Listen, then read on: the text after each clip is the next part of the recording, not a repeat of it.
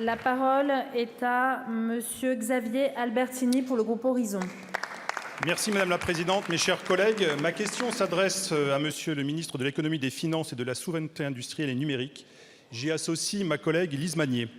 Monsieur le ministre, le 20 septembre dernier, AstraZeneca a annoncé la fermeture en 2024 de son site de conditionnement et de distribution de Reims. Les 120 salariés redoutés depuis des mois se couperaient. L'annonce de cette fermeture est un paradoxe. Nous parlons là d'une multinationale florissante qui réalise plus de 37 milliards d'euros de chiffre d'affaires pour l'année 2021. L'usine de Reims existe depuis 50 ans et fait partie du patrimoine industriel de notre ville. Cette fermeture annoncée est donc tout un symbole. C'est la stratégie d'un géant pharmaceutique qui, après avoir racheté en 2020 ce site, va s'en séparer à peine 4 ans plus tard, préférant investir dans des destinations plus exotiques.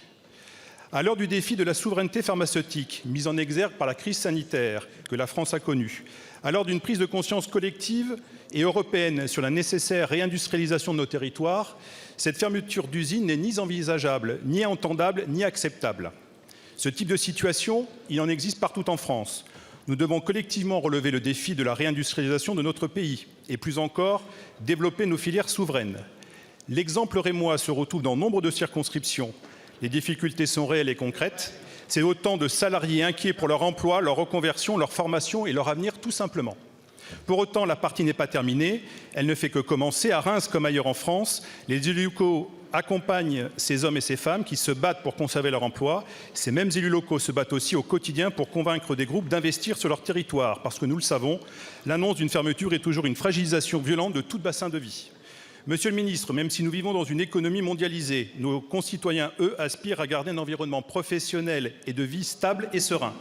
Que prévoyez-vous pour non seulement conserver nos emplois industriels, mais surtout, sur nos territoires, les développer? Je vous remercie. Je vous remercie. La parole est à Monsieur Bruno Le Maire, ministre de l'Économie, des Finances, de la Souveraineté industrielle et numérique. Merci Madame la Présidente, Monsieur le député Albertini. AstraZeneca a effectivement annoncé son intention de fermer le site de Reims, 119 salariés qui sont concernés.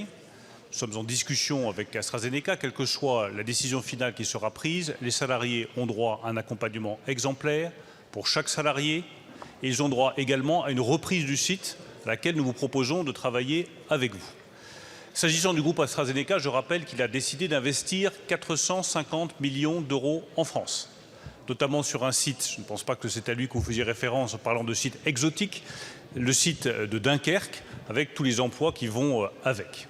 Plus globalement, nos stratégies de réindustrialisation du pays, elles donnent des résultats.